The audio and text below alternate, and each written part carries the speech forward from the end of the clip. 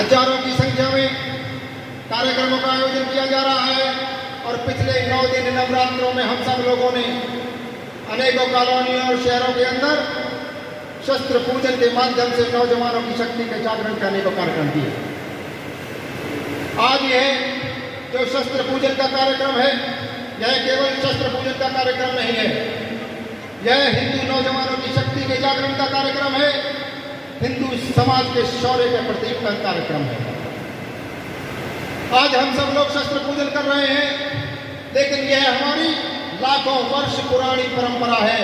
विजयदशमी का पर्व शौर्य का पर्व होता था और सबसे ज्यादा उल्लासपूर्ण तरीके से यह विजयदशमी का पर्व हमारे राजा महाराजा और हमारे हिंदू समाज के लोग मनाते थे।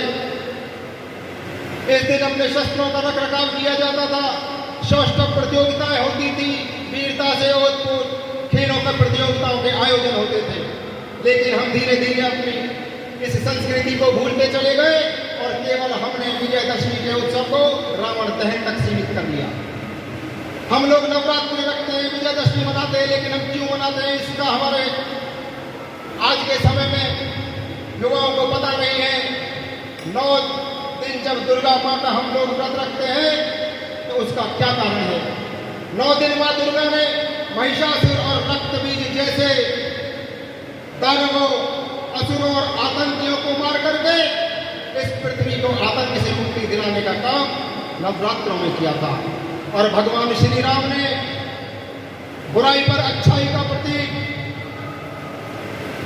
रावण का वध करके उस समय जो पृथ्वी के ऊपर आतंकी आसुरी शक्तियां अयोध्या से लेकर लंका तक इस पृथ्वी के ऊपर रहती थी, उनका सर्वनाश करने का काम किया था, जिस कारण से हम लोग आज विजयदशमी का शौर्य का पर्व मनाते हैं। लेकिन आज हम सब लोग देखते हैं आज हिंदू समाज की क्या दुर्दशा हो रही है।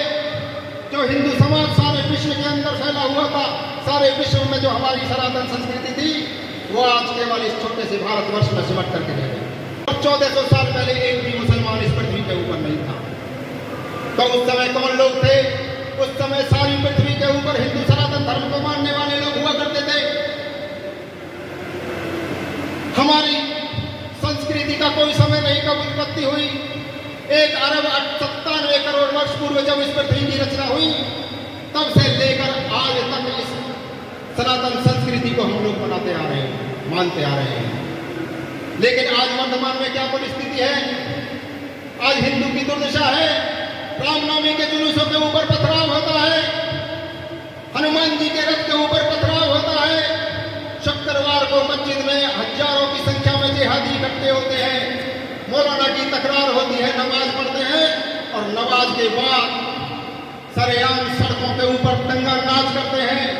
हिंदुओं की दुकानों को आग लगाई जाती है, उन पर पत्थर बरसाए जाते हैं, उनकी धन संपत्ति को लूटने का काम किया जाता है।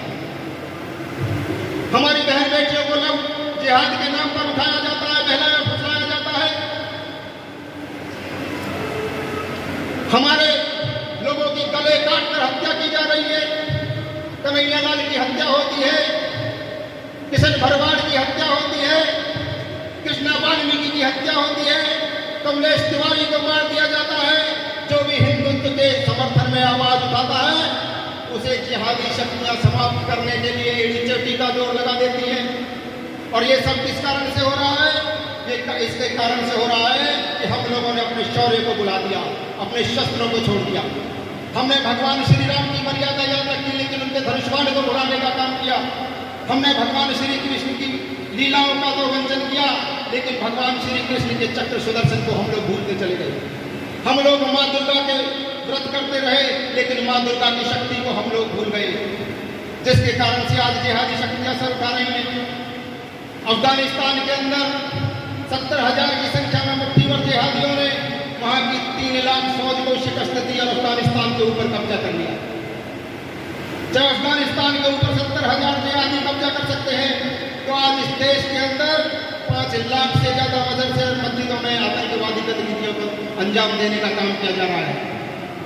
जो मुस्लिम देश हैं, जिनके अंदर केवल मुसलमान रहते हैं, उनके अंदर भी 5 लाख मदरसे नहीं है। लेकिन भारतवर्ष के अंदर जहाँ 100 करोड़ से ज्यादा हिंदू रहता है, 5 लाख मदरसे देहाती पैदा करने का काम कर रहे हैं। तबलीगी जमात जैसी संस्थाएं आतंकवादी पैदा करने का काम कर रही हैं। PFI पर अभी सरकार ने बैन लगाया, आतंकवादी पैदा करने का काम करती है। PFI आतंकी संस्था का होगा, वो इस देश की जनता को किसी भी कीमत पर चैन से नहीं रहना देना चाहते, न रहने दे सकते हैं। तो इस सरकार से आज इस कार्यक्रम के माध्यम से ये भी मांग करते हैं, जब तबलीगी जमात को सऊदी अरब के अंदर बैन किया जा सकता है तो भारतवर्ष के अंदर क्यों नहीं बैन किया जा सकता।